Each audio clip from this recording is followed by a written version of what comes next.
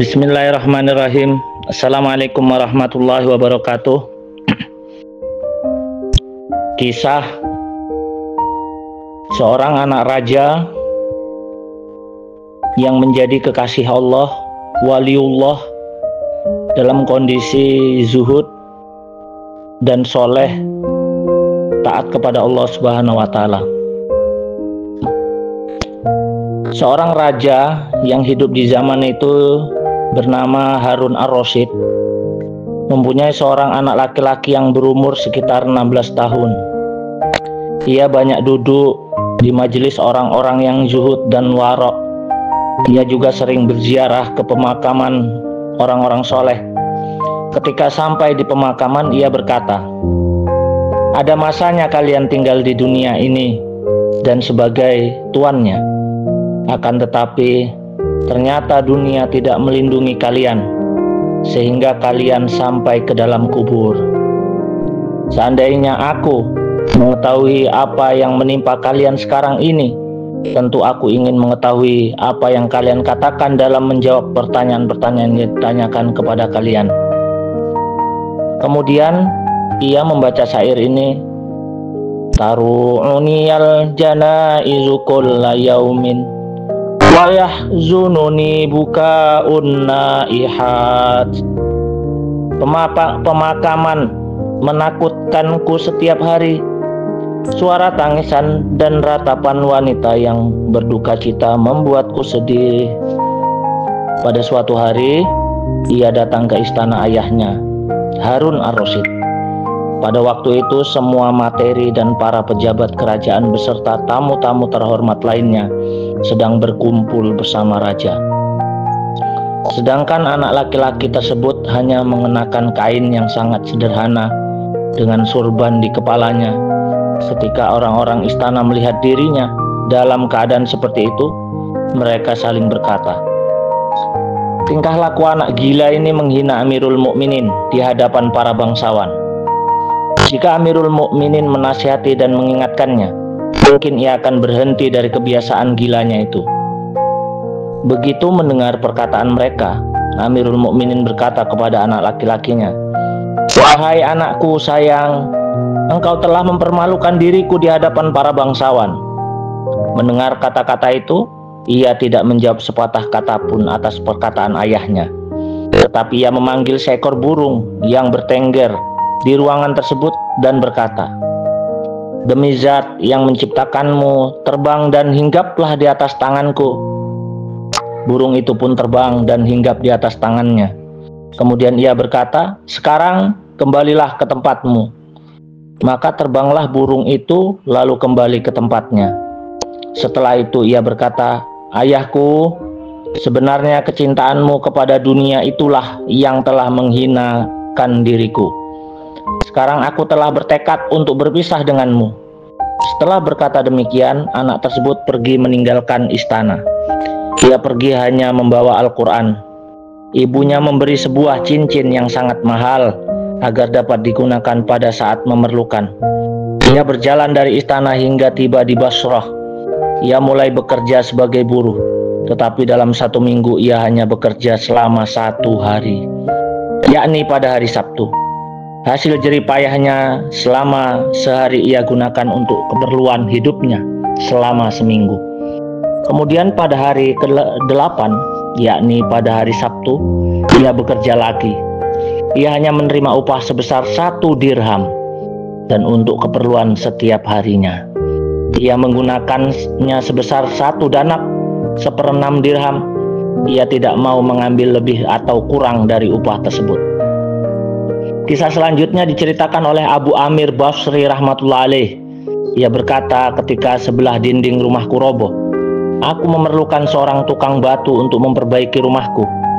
Ada seorang yang memberitahu aku bahwa ada seorang anak laki-laki yang dapat memperbaiki rumah. Maka aku segera mencarinya di luar kota.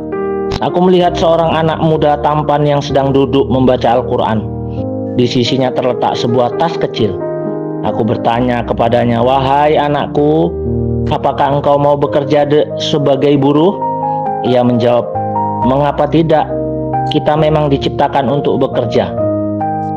"Katakan kepadaku, apa yang harus aku kerjakan?" Aku berkata, "Memperbaiki bangunan." Ia berkata, "Aku bersedia asalkan aku mendapat upah 1 dirham dan 1 danak sehari. Dan pada waktu sholat aku tidak bekerja. Aku harus pergi mengerjakan sholat." Aku menerima kedua syaratnya. Kemudian aku membawanya ke rumah dan menyuruhnya bekerja. Ketika saat sholat maghrib tiba, aku sangat terkejut karena ternyata ia telah menyelesaikan pekerjaan dengan baik. Pekerjaan yang dapat dilakukan oleh 10 orang. Aku memberinya upah 2 dirham. Akan tapi ia tidak mau menerimanya karena melebihi dari syarat yang telah ia ajukan. Ia hanya mau mengambil 1 dirham dan 1 danak, lalu pergi. Karena merasa penasaran, pada hari berikutnya aku keluar mencarinya, tetapi ia tidak kutemukan. Aku bertanya kepada orang-orang dengan menerangkan ciri-ciri anak muda tersebut, kalau ada yang mengetahuinya. Orang-orang memberitahuku bahwa anak tersebut hanya bekerja pada hari Sabtu. Selain hari tersebut tidak ada seorang pun yang dapat menemukannya. Karena merasa puas dengan pekerjaan anak muda tersebut, aku memutuskan untuk menunda pembangunan dinding rumahku pada hari Sabtu mendatang dengan meminta bantuan kepada anak muda tersebut. Pada hari Sabtu, aku mencarinya lagi dan kudapati ia sedang membaca Al-Quran sebagaimana biasanya.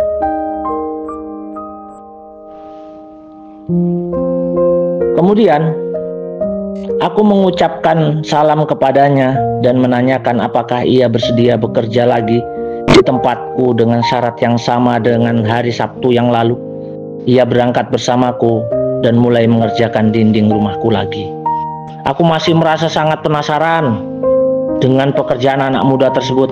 Bagaimana mungkin ia mampu mengerjakan sendiri sebuah pekerjaan yang biasa dilakukan oleh 10 orang pekerja? Maka ketika ia mengerjakan pekerjaannya dengan diam-diam, aku mengintipnya.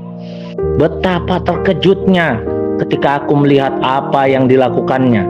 Ketika ia mengaduk semen dan meletakkannya di dinding, batu-batu itu menyatu dengan sendirinya. Maka aku sadar dan yakin bahwa anak muda tersebut bukanlah pemuda biasa, akan tapi seorang kekasih Allah, sebagaimana hamba-hamba Allah yang khusus dalam melakukan pekerjaannya. Pemuda tersebut selalu mendapat bantuan dari Allah Subhanahu wa Ta'ala secara gaib. Nusratullah gaibiyah, pertolongan Allah secara gaib. Pada sore harinya, aku hendak memberinya upah sebesar 3 dirham, akan tetapi ia tidak mau menerimanya. Ia hanya mengambil 1 dirham dan 1 danak, kemudian pergi. Aku menunggunya lagi selama seminggu dan pada hari Sabtu, aku keluar mencarinya. Akan tapi aku tidak menemukannya. Aku memperoleh berita dari seseorang yang mengatakan bahwa pemuda tersebut sedang sakit. 3 hari lamanya ia jatuh sakit. Kemudian aku minta tolong kepada seseorang untuk mengantarkan aku ke tempat pemuda yang sedang menderita sakit itu. Sesampai di tempat tinggalnya, ternyata pemuda itu tengah terbaring tak sadarkan diri di atas tanah. Kepalanya berbantalkan separuh potongan batu bata. Ketika aku memberi salam kepadanya, ia tidak menjawab. Maka mengucapkan salam sekali lagi, ia membuka matanya sedikit dan mengenaliku. Aku segera mengangkat kepala dari batu bata itu dan meletakkannya di atas pangkuanku. Tetapi ia menarik kepalanya dan membaca beberapa bait syair. 2 di antaranya adalah, "Ya sahibi la taghtarir bitana'um, fal umru yang fadu wan na'imu yazul. Wa idha hamalta ilal kuburi janazatan, fa'lam bi annaka ba'daha mahmulu." Wahai kawanku, janganlah engkau terperdaya oleh kenikmatan dunia, karena hidupmu akan berlalu. Kemewahan hanyalah untuk sekejap mata. Dan apabila engkau mengusung jenazah ke pemakaman, ingatlah suatu hari engkau pun akan diusung ke pemakaman. Setelah mengucapkan syair tersebut, ia berkata, "Wahai Abu Amir, jika ruhku telah keluar dari tubuhku, mandikanlah aku dan kafanilah aku dengan pakaianku ini." Aku menyahut, "Wahai sayang, Aku tidak keberatan membelikan kain kafan yang baru untukmu." Ia menjawab, "Orang yang masih hidup lebih memerlukan pakaian yang baru daripada orang yang meninggal." Sama ucapannya dengan ucapan Sayyidina Abu Bakar As-Siddiq radhiyallahu an ketika hendak meninggal dunia. Ketika hendak dibelikan kain yang baru, Abu Bakar As-Siddiq radhiyallahu an berwasiat agar ia dikafani dengan pakaian lamanya. Anak itu menambahkan, kain kafan yang baru ataupun usang akan segera membusuk. Apa yang tinggal bersama seseorang setelah kematiannya hanyalah amal perbuatannya. Berikanlah sarung dan ceretku ini kepada penggali kubur sebagai upahnya. Al-Quran dan cincin ini tolong sampaikan langsung kepada Khalifah Harun Ar-Rasyid dan sampaikan kepada pesanku, wahai ayah, jangan sampai engkau mati dalam keadaan lalai dan tertipu oleh dunia. Dengan keluarnya kata-kata tersebut dari bibirnya, pemuda itu pun meninggal dunia. Dan pada saat itulah aku menyadari bahwa ternyata ia adalah seorang pangeran putra mahkota. Setelah putra mahkota itu meninggal dunia, aku pun memandikannya, mengkafaninya, dan memakamkannya sesuai dengan wasiatnya. Kedua benda berupa sarung dan ceret aku berikan kepada penggali kubur. Kemudian aku pergi ke Baghdad dengan membawa Al-Quran dan cincin untuk aku serahkan kepada Khalifah Harun Ar-Rasyid. Sungguh aku sangat beruntung ketika aku sampai di pintu gerbang istana Khalifah. Pasukan raja sedang keluar dari istana Khalifah. Aku pun berdiri di tempat yang tinggi. Mula-mula keluar pasukan berkuda yang sangat besar, yakni berjumlah 1000 tentara. Setelah itu keluar lagi 10 pasukan berkuda, masing-masing pasukan berjumlah 1000 tentara. Amir Mukminin sendiri berada di dalam pasukan yang ke-10. Dengan kerasnya aku berseru, wahai Amirul Mukminin, demi kekerabatanmu dengan Rasulullah SAW, berhentilah sebentar. Mendengar suaraku itu, ia melihat kepadaku. Maka dengan cepat aku maju ke arah Amirul Mukminin dan berkata, ini adalah titipan seorang laki-laki asing kepadaku. Dia berwasiat agar aku menyampaikan 2 macam benda ini langsung kepada engkau. Begitu melihatnya, raja pun mengenalinya dan menundukkan kepala sesaat. Air matanya mengalir dari kedua matanya. Kemudian Khalifah menyuruh pengurus istana untuk mengantarku ke istana. Setelah Khalifah kembali pada sore harinya, Khalifah memerintahkan pengurus istana untuk menutup semua tabir istana dan berkata kepada penjaga pintu, panggil orang itu, walaupun ia akan membangkitkan kembali kesedihanku. Penjaga pintu datang kepadaku dan berkata, Amirul Mukminin memanggilmu. Tetapi ingat, Amirul Mukminin sedang berduka. Jika engkau ingin menyampaikan sesuatu dalam 10 kata, cobalah disampaikan dengan 5 kata saja. Setelah berkata demikian, ia membawaku menemui Amirul Mukminin. Pada waktu itu Amirul Mukminin duduk seorang diri. Ia berkata kepadaku, mendekatlah kepadaku. Aku pun duduk di dekat Khalifah. Lalu Khalifah berkata, apakah engkau mengenal anakku? Aku menjawab, betul, aku mengenalnya. Khalifah bertanya, pekerjaan apakah yang ia lakukan? Aku menjawab, ia bekerja sebagai tukang batu. Khalifah bertanya, apakah engkau juga pernah mempekerjakannya sebagai tukang batu? Aku menjawab, ya, pernah. Khalifah bertanya lagi, apakah engkau tidak tahu bahwa ia masih mempunyai hubungan kekerabatan dengan Rasulullah SAW? Harun Ar-Rasyid adalah keturunan Abbas radhiyallahu an, paman Nabi SAW. Aku berkata, Amirul Mukminin, terlebih dahulu aku mohon ampunan dari Allah Subhanahu wa Ta'ala. Setelah itu aku mohon maaf kepadamu. Pada waktu itu aku belum mengetahui kalau ia masih mempunyai hubungan kekerabatan dengan Rasulullah SAW. Aku baru mengetahuinya ketika ia hendak meninggal dunia. Khalifah bertanya, apakah engkau memandikannya dengan tanganmu sendiri? Aku menjawab, benar. Khalifah berkata, ulurkan tanganmu. Ia menarik tanganku, kemudian menempelkannya di dadanya sambil membaca beberapa bait syair yang artinya, wahai engkau yang menjauh dariku, hatiku larut dalam kesedihan karenamu. Mataku mencucurkan air mata penderitaan. Wahai engkau yang jauh kuburnya, terlalu jauh, tetapi kesedihanmu lebih dekat di hatiku. Benar, kematian itu membingungkan kesenangan yang tertinggi di dunia. Wahai anakku yang menjauh dariku, engkau bagai bulan purnama yang bergantung di atas dahan perak. Bulan telah menetap di kubur, sedang dahan perak menjadi debu. Setelah melantunkan syair di atas, Harun ar-Rasyid ingin pergi ke Basrah untuk menziarahi makam anaknya. Abu Amir pun menyertainya. Begitu sampai di makam anaknya, Harun ar-Rasyid membaca bait syair yang artinya sebagai berikut. Wahai musafir, ke alam yang tidak diketahui, engkau takkan kembali ke rumah. Maut dengan cepat telah merenggutmu pada awal masa remajamu. Wahai penyejuk mataku, engkaulah pelipur laraku, kediaman hatiku di kesunyian. Engkau telah merasakan racun kematian, yang seharusnya ayahmulah yang meminumnya di usia tua. Sungguh, setiap orang akan merasakan kematian, apakah ia seorang pengembara atau seorang penduduk kota.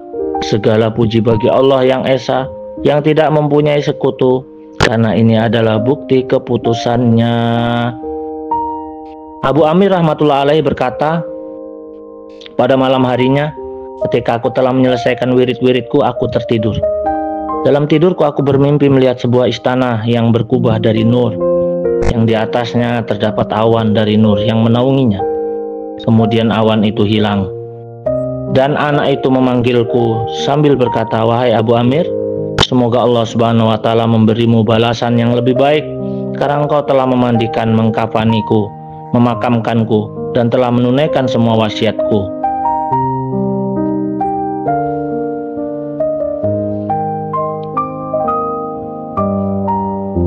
Aku bertanya kepadanya, wahai kekasihku, bagaimana keadaanmu? Apa yang engkau alami? Ia berkata, aku telah sampai ke hadapan Tuhan yang Maha Pemurah, dan Dia sangat ridha kepadaku. Al-Malik telah memberitahu kepadaku bahwa aku mendapatkan sesuatu yang tidak pernah dilihat oleh mata manusia, tidak pernah terdengar oleh telinga manusia, dan akal tidak dapat memikirkannya. Sesuai dengan isi kandungan hadis qudsi, Nabi SAW bersabda, Allah Subhanahu wa Ta'ala berfirman, telah menyediakan hamba-hambaku yang soleh sesuatu yang tidak pernah dilihat oleh mata, tidak pernah didengar telinga, dan tidak pernah dipikirkan oleh manusia. Abdullah bin Mas'ud radhiyallahu anhu berkata, di dalam Taurat dituliskan bahwa Allah Subhanahu wa Ta'ala menyediakan bagi orang-orang yang lambungnya jauh dari tempat tidurnya, orang-orang yang sholat tahajud, sesuatu yang tidak pernah dilihat oleh mata, tidak pernah didengar oleh telinga, serta tidak pernah terlintas di dalam hati manusia. Allah Subhanahu wa Ta'ala berfirman, fala ta'lamu nafsum ma ukhfiya lahum min qurrati a'yunin jazaa'an bima kanu ya'malun. Seorang pun tidak pernah mengetahui apa yang disembunyikan untuk mereka, yaitu bermacam-macam nikmat yang menyedapkan pandangan mata sebagai balasan terhadap apa yang telah mereka kerjakan. Quran Surat As-Sajdah ayat 17. Kemudian ruh pemuda tersebut berkata kepadaku dalam mimpiku, Allah Subhanahu wa Ta'ala telah berjanji kepadaku, Dia bersumpah dengan keagungannya bahwa Dia akan menganugerahkan kenikmatan, kehormatan, dan karunia semacam itu kepada semua hambanya yang keluar dari dunia seperti aku. Penulis kitab Raud mengatakan bahwa ia juga mendapatkan cerita yang sama secara keseluruhan dari sanad yang lain. Di dalamnya juga diterangkan bahwa seorang bertanya kepada Harun ar-Rasyid mengenai keadaan anak itu. Ia menjawab, anakku lahir sebelum aku menjadi raja. Ia mendapat didikan adab yang sangat baik. Ia telah belajar Al-Quran dan ilmu-ilmu yang lain. Ketika aku menjadi raja, ia pergi meninggalkan aku. Ia tidak pernah mengambil manfaat dari duniaku. Ketika ia hendak pergi, akulah yang berkata kepada ibunya agar ia diberi sebuah cincin mutiara yang sangat indah dan mahal harganya. Akan tetapi ia tidak pernah menggunakannya. Bahkan ketika menjelang wafat, ia mengembalikannya. Anak ini sangat patuh kepada ibunya. Dalam kitab Raud. Harun ar-Rasyid rahmatullah alaih, yang anak laki-lakinya tidak menyukai dunia, terkenal sebagai khalifah yang sangat soleh dan budiman. Biasanya apabila seorang memiliki kekuasaan dan harta kekayaan, ia akan jatuh ke dalam kemaksiatan maupun perbuatan-perbuatan buruk lainnya. Akan tapi sejarah telah membuktikan bahwa Harun ar-Rasyid sangat taat kepada agama. Selama masa kekhilafahannya, setiap hari ia selalu sholat sunnah malam sebanyak 100 rakaat hingga wafatnya. Setiap hari ia bersedekah sebanyak 1000 dirham dari harta milik pribadinya. Ia juga memimpin pasukan jihad dan menunaikan ibadah haji berselang setiap tahunnya. Pada tahun ia menunaikan ibadah haji, ia membawa 100 ulama beserta anak-anak mereka bersamanya. Pada saat-saat berjihad, ia mengirim 300 orang rakyatnya untuk pergi haji. Biaya dan semua pembelanjaan barang-barang perbekalan, pakaian dan lainnya ditanggung olehnya. Mereka juga diberi bekal yang banyak dan pakaian yang mahal-mahal. Di samping itu ia banyak memberi kepada orang-orang, baik orang yang meminta kepadanya maupun yang tidak meminta kepadanya. Ulama-ulama dimuliakan di dalam majelisnya dan ia sangat cinta kepada mereka. Pada suatu ketika, seorang muhadis yang sangat masyhur, Abu Muawiyah Dorir rahmatullah alaih, makan bersamanya. Setelah selesai makan, ulama yang buta tersebut berdiri dengan maksud untuk mencuci tangannya. Ketika ulama tersebut berdiri, khalifah cepat-cepat mengambil air dan mengucurkan ke atas tangannya. Dan ia mengatakan bahwa ia melakukan hal tersebut karena penghormatannya kepada ulama tersebut. Pada suatu ketika Abu Muawiyah rahmatullah alaih menceritakan sabda Rasulullah SAW tentang perdebatan antara Nabi Musa alaihissalam dan Nabi Adam alaihissalam. Dan seorang laki-laki yang duduk di dekatnya berkata, di mana keduanya bertemu? Di mana keduanya bertemu? Mendengar hal ini, Harun ar-Rasyid marah dan berkata, ambilkan pedangku, biar ku penggal leher orang zindik ini. Ia berani membantah hadis Rasulullah SAW. Harun ar-Rasyid sering menangis keras bila mendengar nasihat. Sejarah Baghdad, Tarikh Al-Khatib. Backsound sedih ya, Kang, dikasih backsound sedih biar orang yang mendengarkan meresapi.